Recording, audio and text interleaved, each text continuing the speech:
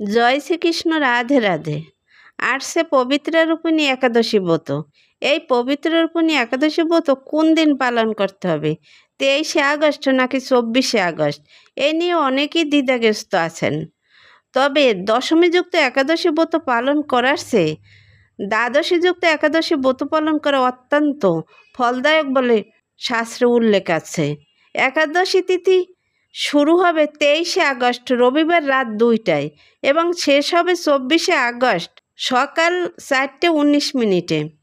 উদয়াতিথি অনুসারে 24শে আগস্টই ব্রত পালন করতে হবে। এই মহা দ্বাদশীযুক্ত একাদশী কী?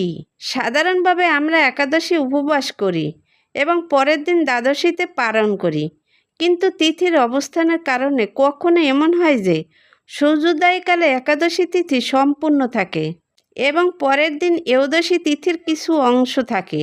এই বিশেষ তিথি সংযোগ দ্বাদশীকে ব্যঞ্জলি মহা দ্বাদশী বলা হয়। এই ক্ষেত্রে প্রচলিত শাস্ত্র অনুযায়ী একাদশীতে উপবাস না করে দ্বাদশী তিথিতেই উপবাস করা হয় এবং দ্বাদশী তিথির মধ্যেই পালন করতে হয়। এই কারণে পঞ্জিকায় কখনো দেখা যায় সাধারণভাবে যেদিন একাদশী হওয়ার কথা সেদিন ব্রত পালন না করে পরের দিন মহা দ্বাদশী ব্রত পালন করতে বলা হয়েছে। শাস্ত্রীয় অনুযায়ী ব্যঞ্জলি মহাদ্বাদশীকে অত্যন্ত পবিত্র শ্রীহরির প্রিয় ব্রত হিসাবে বর্ণনা করা হয়েছে। এই ব্রতের মহিমা অত্যন্ত গুরুত্বপূর্ণ, এমনকি কলিযুগে ব্যঞ্জলি নামে উচ্চারণেরও বিশেষ মাহাত্ম্য রয়েছে। এখন আলোচনা করব কেন একাদশী বাদ দিয়ে দ্বাদশীতে উপবাস পালন করা হয়। সাধারণত একাদশীর উদ্দেশ্য হল শ্রীহরির স্মরণ, ইন্দ্রিয় সংযম, উপবাস, জপ, কীর্তন ও ভক্তি বৃদ্ধি করা। কিন্তু যখন তিথির বিশেষ বিশেষ সংযোগ ঘটে এবং শাস্ত্রীয় গণনায় মহা দ্বাদশী সৃষ্টি হয়, তখন সেই বিশেষ দ্বাদশীতে একাদশী ব্রত পালন করতে হয়। তাই আপনারা সকলেই 24 তারিখে এই একাদশী ব্রত পালন করবেন। দশমীযুক্ত একাদশী ব্রত পালন করার চেয়ে দ্বাদশীযুক্ত একাদশী ব্রত পালন করা অত্যন্ত ফলদায়ক বলে শাস্ত্রে উল্লেখ আছে। এখন আপনারা পবিত্র রূপিণী একাদশী ব্রতের মাহাত্ম্য শ্রবণ করুন। একদিন মহারাজ যুধিষ্ঠির ভগবান শ্রীকৃষ্ণকে জিজ্ঞাসা করলেন, হে পূর্ব, শ্রাবণ মাসে কৃষ্ণপক্ষের একাদশীর নাম কি? তা কৃপা করে আমাকে বলুন। শ্রীকৃষ্ণ বললেন, হে মহারাজ, এখন আমি এই পবিত্র ব্রত মাহাত্ম্য বর্ণনা করছি, মনোযোগ দিয়ে তা শ্রবণ করুন। যা শোনা মাত্রই বাষ্পেয় যজ্ঞের ফল লাভ হয়। প্রাচীনকালে দাপর যুগের শুরুতে মহিজিৎ নামে এক বিখ্যাত রাজা ছিলেন। তিনি মাহিষ্মতি নগরে রাজত্ব করতেন, কিন্তু দুঃখের বিষয় এই যে তার মনে বিন্দুমাত্র সুখ শান্তি ছিল না, কেননা তিনি ছিলেন অপুত্র। পুত্রহীনের ইহলোক পরলোক কোথাও সুখ হয় না। এইরূপ চিন্তা করতে করতে বহুদিন কেটে গেল, কিন্তু তবুও পুত্রমুখ দর্শনে রাজা বঞ্চিতই রইলেন। নিজেকে অত্যন্ত দুর্ভাগ্য মনে করে রাজা চিন্তাগ্রস্ত হলেন। প্রজাদের সামনে গিয়ে বলতে লাগলেন, হে প্রজাবৃন্দ, তোমরা শোনো, আমি এই জন্মে তো কোনো পাপ কাজ করিনি, অন্যায়ভাবে আমার রাজকোষ বৃদ্ধি করিনি, ব্রাহ্মণ বা দেবতাদের সম্পদ কখনো গ্রহণ করিনি, উপরন্তু প্রজাদেরকে পুত্রের মতো লালন পালন করছি, ধর্ম অনুযায়ী পৃথিবী শাসন করছি, দুষ্টদের যথানুরূপ দণ্ড দিয়েছি, স্বজন ব্যক্তিদের যথাযোগ্য সম্মান করতেও কখনো অবহেলা করিনি। তাই হে ব্রাহ্মণগণ, এই প্রকার ধর্মপথ অবলম্বন করা সত্ত্বেও কেন আমার পুত্র লাভ হলো না, তা আপনারা কৃপা করে অনুসন্ধান করুন। রাজার এই প্রকার কাতর উক্তি শ্রবণে ব্যথিত রাজভক্ত পুরোহিত ব্রাহ্মণগণ রাজার মঙ্গলের জন্য গভীর বনে ত্রিকালজ্ঞ মুনি ঋষির কাছে যেতে মনস্থ করলেন।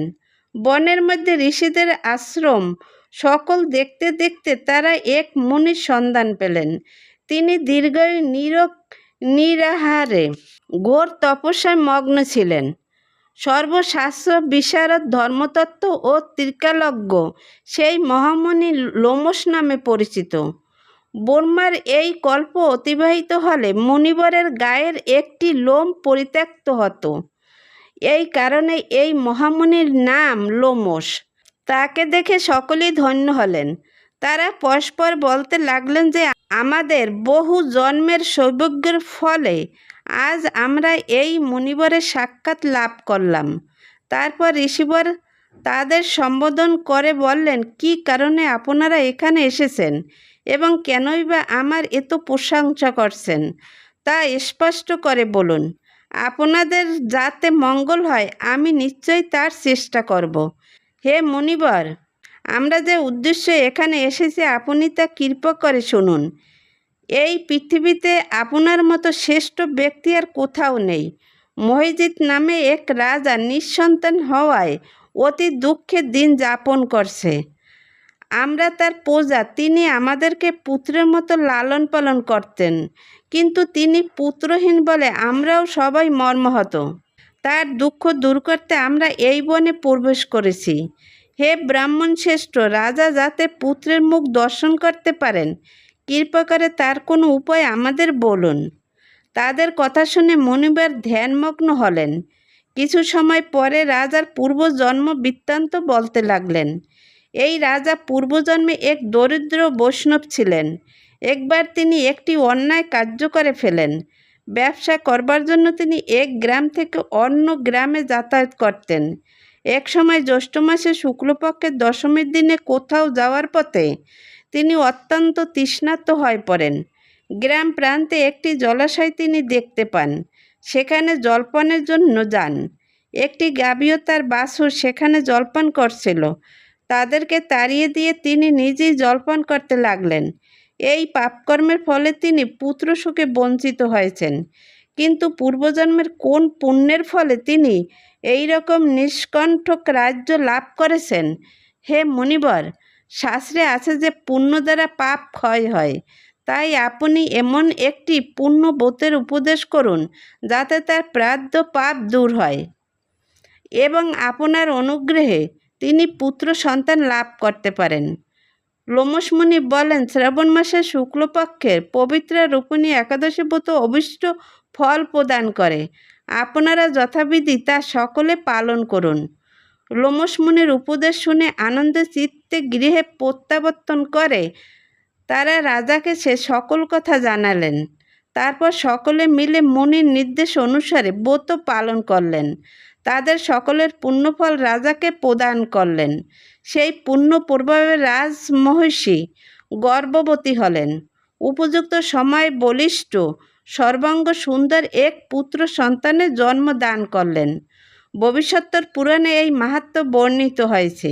এই ব্রত মাহাত্ম্য যিনি পাঠ বা শ্রবণ করবেন তিনি সমস্ত পাপ থেকে মুক্ত হবেন এবং পুত্র সুখ ভোগ করে অবশেষে দিব্য ধাম প্রাপ্ত হবেন। হরে কৃষ্ণ, রাধে রাধে।